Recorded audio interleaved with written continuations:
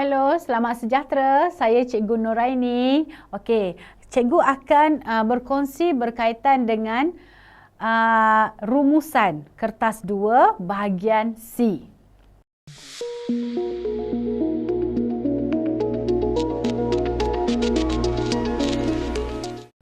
Baiklah. Okey, dalam perkongsian cikgu hari ini, cikgu akan tumpukan kepada dua topik utama, iaitu panduan umum soalan bahagian C, kertas 2, dan teknik menjawab soalan rumusan. Dan kita akan go through, kita akan teruskan untuk teknik menjawab ni kepada 3 bahagian utamalah, iaitu pendahuluan, pencarian isi dan seterusnya kepada penutup. Okey, kita mulakan dengan panduan umum soalan bahagian C kertas 2. Okey. Umumnya semua tahu, rumusan ini di bahagian C dan markah rumusan ialah hanya 30 markah. Sebenarnya 30 markah untuk kita tu banyak, dan pada cikgu rumusan ni sebenarnya mereka saja nak bagi markah kepada pelajar. Sebab ini seolah-olah soalan bonus. Soalan untuk senang pelajar dapat markah. Selagi kamu mengikuti teknik yang betul, dan cari isi yang betul, kamu pasti akan dapat markah. Baiklah, cikgu teruskan. Panjang setiap petikan rumusan tidak melebihi 120 patah perkataan. Dan petikan berdasarkan bahan sumber. Maksud petikan ialah rumusan yang kamu akan sediakan itu mestilah berdasarkan bahan sumber yang mempunyai tidak kurang daripada 2 fokus. Berkaitan dengan 2 fokus ni, setiap soalan sama ada mereka akan bagi 2 fokus ataupun 3 fokus. Paling banyak pun dia akan bagi 3 fokus. Paling sedikit 2 fokus. Baiklah. Dan setiap bahan yang diberi itu berbeza-beza. Mungkin bahan 1 dia akan bagi petikan. Bahan 2 mereka akan bagi grafik. Bahan 3 mungkin mereka akan bagi berbentuk puisi, sama ada sajak, syair, pantun, dan kita kena cari dalam ketiga-tiga bahan tu mesti ada isi. Sama ada fokus 1, fokus 2 atau fokus 3. Dalam soalan rumusan, maafkan cikgu. Dalam soalan rumusan, soalan tidak dinyatakan arahan. Maksudnya tugasan apa yang kita kena cari dalam soalan tersebut. Apa yang kita cari dalam bahan tersebut dia tak nyatakan. Sama ada dia suruh cari kita faktor ke, langkah ke, kesan ke, dia tak nyatakan. Dan kita kena cari sendiri. Baiklah. Calon perlu mengenal pasti semua fokus yang terdapat dalam semua bahan. Calon mesti tahu bagaimana untuk mencari setiap fokus, setiap isi dalam kedua-dua atau ketiga-tiga bahan. Sekarang cikgu bahagikan pembahagian markah untuk setiap kita panggil komponen ataupun setiap aspek dalam pembahagian markah untuk rumusan lah. Untuk pendahuluan 2 markah, untuk bahagian isi 16 markah dan untuk kesimpulan 2 markah. Setiap calon mesti mengemukakan 8 isi lengkap. Maksudnya ialah kamu calon-calon atau pelajar mesti mencari 8 isi lengkap dalam kedua-dua atau ketiga-tiga bahan yang disediakan dalam soalan. Sama ada fokus 1, fokus 2 atau fokus 3 tu ada pada bahan 1, ada bahan 2, ada bahan 3. Terpulang, tengok, mesti lihat, mesti cari. Lepas itu dah dapat isi 8, 16 markah. Tadi cikgu cakap markah untuk isi ni, markah untuk isi ni kan ini 16 markah. 16 markah. Kemudian mana lagi kan markah keseluruhan 30 markah. Jadi mana yang tinggal lagi? Mana lagi markah keseluruhan tu? Isi 16, Pendahuluan tadi 2 markah, penutup 2 markah. So, keseluruhan akan dapat 20 markah. Manakala markah bahasa pula 10 markah. Ni 10 markah. Okey. Cikgu bahagikan. Okey, bahagikan markah bahasa mengikut kriteria lah. Okey, cermelan 8 hingga 10 markah. Okey, markah baik 5 hingga 7 markah.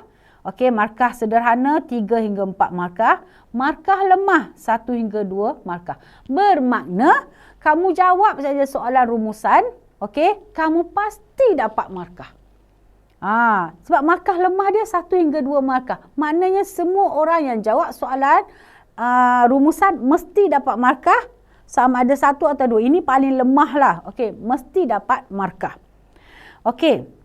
Dan rumusan, ayat dalam rumusan tu patah perkataan, sekali lagi ditegaskan, tidak melebihi 120 patah perkataan. Makna kata lain, perkataan 120 tu dalam ayat yang terakhir, iaitu dalam ayat penutup. Okey. Kesimpulan. Okey, perlulah berdasarkan tema bahan. Contoh bahan temanya berkaitan dengan pencemaran. Okey, jadi kesimpulan pun mestilah berkaitan dengan pencemaran. Okey, dan jawapan mesti ditulis dalam bentuk esei. Jangan sesekali kamu tulis dalam bentuk fakta ataupun dalam bentuk point form lah. Okey, dash ke. Okey, itu dilarang sama sekali. Okey. Tidak boleh. Jawapan mesti dipersembahkan dalam bentuk esei. Okey, seterusnya kita masuk ke teknik menjawab soalan rumusan. Okey, tadi cikgu dah terangkan ada 3 bahagian yang cikgu nak terangkan, iaitu pertama pendahuluan, yang kedua ialah pencarian isi, okey, yang ketiga ialah penutup. Okey, pertama kita tengok dulu tips untuk menulis pendahuluan dalam rumusan. Okey, rumusan 1 ayat saja. Okey, jangan 2, jangan 3. 1 ayat saja. Okey, dalam rumusan tu, okey, permulaan ayat pendahuluan mesti dimulakan dengan rumusan membincangkan apa? Sebab kita dah baca keseluruhan bahan yang diberi. Kita dah cari isi tadi. Kita dah cari fokus 1, apa fokus 1, apa fokus 2. Jadi di sinilah. Okey, fokus 1. Rumusan membincangkan, kita jumpa fokus 1 ialah faktor. Rumusan membincangkan faktor pencemaran alam. Manakala fokus 2 dan kesan pencemaran alam. Okey, noktah. Jadi itu 2 fokus. Okey, untuk 2 fokus. Okey, kalau misal kata, okey, calon ataupun pelajar hanya menulis rumusan membincangkan faktor pencemaran alam saja. Dia tak tulis faktor, dia tak tulis, pelajar tersebut tidak menulis untuk faktor fokus kedua. Okey, markahnya 1. Sama juga, ada setengah pelajar, dia terus tulis untuk fokus kedua. Markahnya 1. Takkan dapat markah 2 markah. Okey. Seterusnya. Okey. Kalau soalan tersebut, okey, dia 3 fokus. Okey, soalan itu mempamerkan 3 fokus. Okey, kalau 3 fokus dalam pendahuluan, okay, cikgu ambil lagi tentang tema pencemaran. Okey, tema pencemaran. Rumusan membincangkan faktor pencemaran alam, kesan pencemaran alam dan langkah-langkah mengatasi pencemaran alam. Okey, so ada 3 fokus dekat situ. Itu baru dapat markah penuh, 2 markah. Kalau salah satu ataupun mana-mana fokus tertinggal dalam pendahuluan, okey, akan dapat 1 markah. Atau mungkin 0 markah. Okey, seterusnya. Okey, sekarang kita lihat kata kunci yang boleh kita kaitkan dalam soalan rumusan. Okey, ada beberapa kata kunci yang cikgu sediakan dekat sini. Okey, yang pertama ialah ni, punca-punca. Okey, kata lain faktor. Kalau dalam bahan A tu, bahan A biasanya diberikan petikan. Okey, kita baca ada perkataan faktor-faktor, sebab-sebab, potensi-potensi, maknanya kata kuncinya ialah punca-punca. Okey, kalau masalah, kekangan, halangan. Okey, kalau kesan negatif, akibat, implikasi, impak, keburukan, kelemahan. Okey, ada setengah soalan dia perlu beri ciri-ciri. Okey, contoh petikan berkaitan dengan ciri-ciri pesakit jantung. Okey, so jadi kita kena carilah ciri-ciri. Okey, antaranya kriteria. Okey, perkataan yang boleh kata kunci boleh kita cari dalam petikan tu. Okey, kriteria, sifat. Okey, itu adalah ciri-ciri. Sama juga dengan peranan. Okey, peranan sesebuah badan, badan NGO ataupun peranan sebuah kementerian. Okey. Jadi ada kata kunci dia tugas, tanggungjawab ataupun fungsi. Okey. Baiklah, seterusnya. Okey. Cikgu masuk isi, tips untuk mencari isi. Okey, untuk mencari fokus. Tadi kita dah nampak dah. Okey, kita dah baca bahan satu iaitu petikan, kita dah nampak dah ada beberapa kata kunci. There is. Okey, inilah. Okey, kita dah nampak dah. Okey, ini adalah fokus kita. Okey, fokus satu apa dia? Okey, biasanya perenggan pertama tu dia dah ada dah keyword. Okey, kata kunci. Okey, kalau dia faktor, soalan perlukan faktor dah ada dah. Okey, sebab-sebab. Okey, faktor-faktor. Okey, jadi tip mengesan isi dalam dalam bahan. Okey.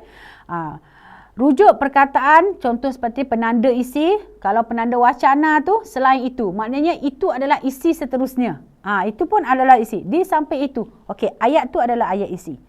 Okey. Seterusnya, tambahan pula itu adalah ayat isi. Okey. Penggunaan kata hubung juga. Okey, malah, turut itu adalah isi. Untuk dapatkan isi lah ni. Ini kita boleh fokus. Ini isi ni. Ini isi. Tapi kita kena pastikan apa fokus dia. Okey. Sama kalau ada kesan. Okey. Kesannya, akibatnya, dapat, telah, mampu. Okey. Kebakaran juga mampu. Okey. Kebakaran. Pencemaran juga mampu. Menyebabkan. Itu adalah kesan tu. Okey. Kata hubung. Okey. Penggunaan kata hubung disebabkan oleh, kerana, daripada, oleh, sebab, menyumbang. Okey, itu seterusnya tu, ayat seterusnya itu adalah ayat isi. Okey, kata seperti penggunaan kata cara, langkah. Okey, hendaklah. Nak cari isi untuk langkah dan cara ni kan. Okey, ada ayat kita hendaklah, kementerian hendaklah. Okey, pihak masyarakat hendaklah, haruslah, wajiblah. Itu adalah langkah. Fokus langkah. Okey, dan setiap isi diingatkan semua calon mesti memberi 8 isi. Okey, 8 isi, jangan kurang, jangan lebih. 8 isi untuk rumusan ni. Okey, dan calon mesti menyentuh keseluruhan, ke semua bahan. Kalau ada 3 bahan, isi tersebut diambil dari ketiga-tiga bahan. Kalau ada 2 bahan, isi tersebut mesti diambil kedua-dua bahan yang diberi. Okey, next. Okey, seterusnya, cikgu nak terangkan di sini. Okey, contoh pengambilan ataupun kita nak bahagikan isi yang kita dapat tu ke dalam perenggan. Okey, perenggan rumusan lah. Okey. Kalau ada 2 fokus, cikgu letak terus sebab dia sekurang-kurangnya kalau dalam soalan rumusan, soalan jawapan sama ada sekurang-kurangnya 2 fokus dan paling banyak pun 3 fokus. Okey. Cikgu ambil yang pertama ialah untuk 2 fokus dahulu. Alright? Okey, untuk 2 fokus yang dekat sini cikgu bagi contoh, dia ada 2 bahan. Okey. Bahan satu, fokus satu usaha ada 2 isi. Okey, fokus 2 pula ada peranan. Okey, ada 6 isi. Jadi bilangan isi dalam bahan satu ada 8. Okey. Lepas itu bahan 2 pula, hanya ada fokus 1 saja. Tapi banyak, ada 4 isi. Okey. Jadi 4 isi ni kita hanya ambil 2 yang terbaik. Maksud yang terbaik itu paling pendek dan boleh difahami. Isi ni untuk rumusan, tips dia ialah sebab kita kena jaga patah perkataan. Calon-calon mesti pandai memilih isi yang paling pendek, jelas dan bertepatan dengan tema. Maksudnya ialah kalau ada 8 isi, cari isi yang paling pendek. Maksud dia ada subjek dan predikat. Okey, untuk senang kita masukkan dalam rumusan kita, dalam perenggan kita. Sebab kita kena jaga patah perkataan, 120 patah perkataan sahaja. Isi yang kena masukkan 8 isi. Patah perkataan 120. Jadi pandai-pandai kita bagaimana cara untuk pastikan cukup 8 isi dan patah perkataan tidak melebihi 120 patah perkataan. Okey. Isi, okey, tengok isi yang diterima daripada jumlah isi tadi. Okey, bahan 1, fokus 1 kita ambil 2 isi. Okey, kita ambil 2 isi.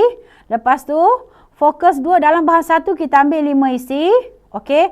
Dan fokus 1 ni sebab kita kena touch, kita kena sentuh, kita kena guna semua bahan.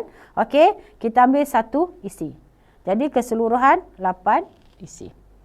Sama juga konsep dengan kaedah yang sama untuk 3 fokus. Okey.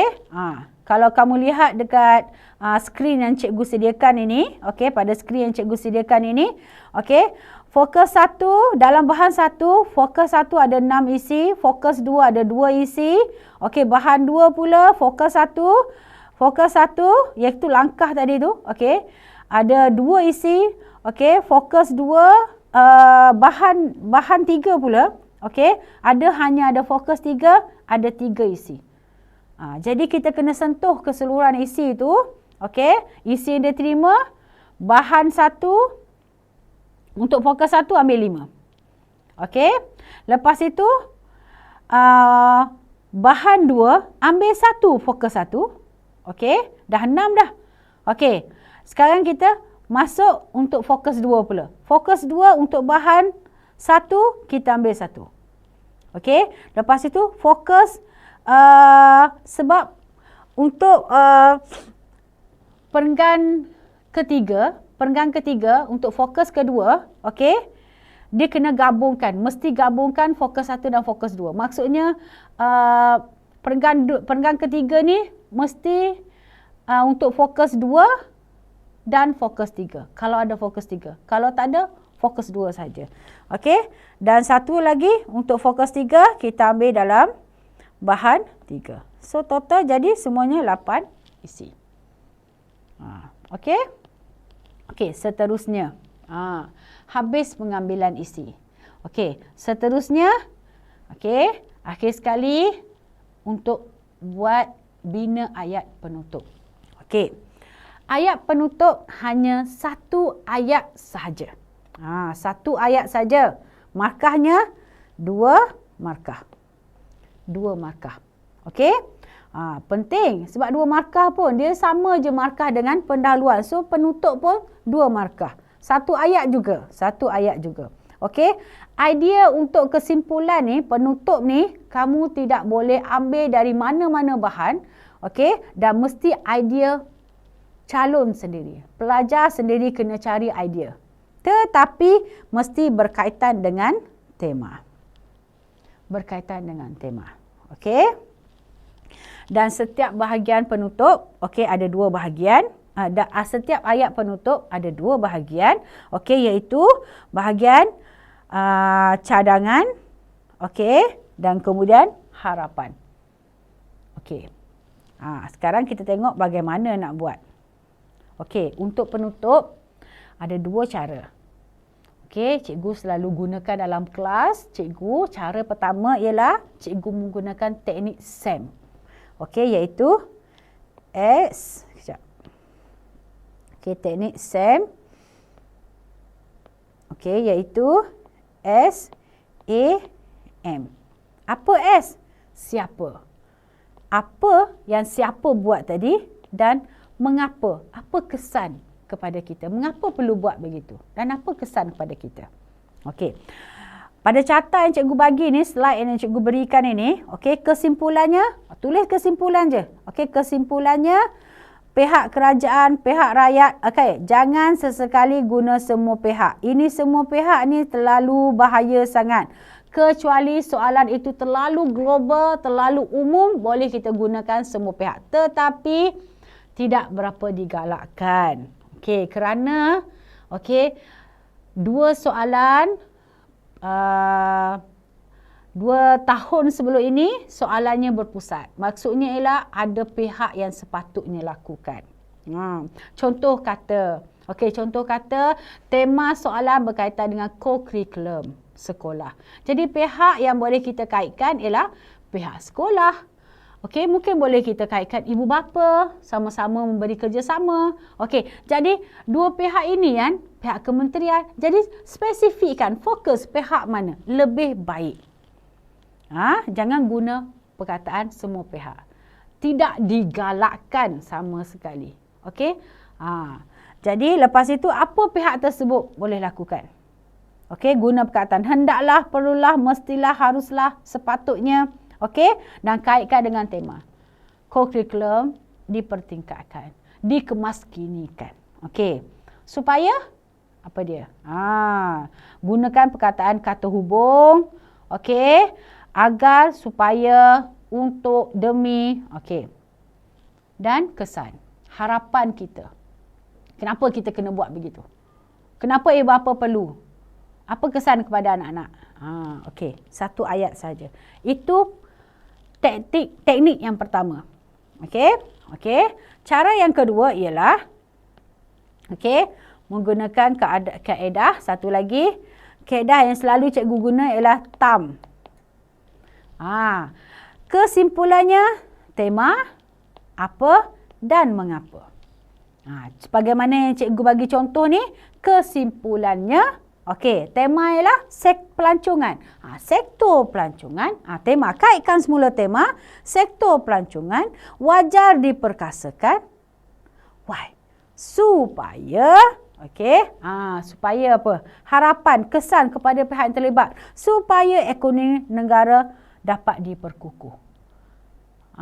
Pendek, jelas tapi padat. Jadi ingat, rumusan ni senang. Dan sebenarnya kalau kamu mengikuti teknik-teknik, tahu mencari isi, tahu mencari fokus, tahu, kesimpulannya yang tepat, kamu akan dapat markah yang tinggi. Sebagaimana yang cikgu pernah beritahu tadi, rumusan ni adalah bonus untuk calon sebenarnya. Calon. Bonus untuk calon. Markah percuma. Asalkan calon dapat buat rumus dengan baik. Cari isi yang tepat. Baiklah. Itu saja. Terima kasih.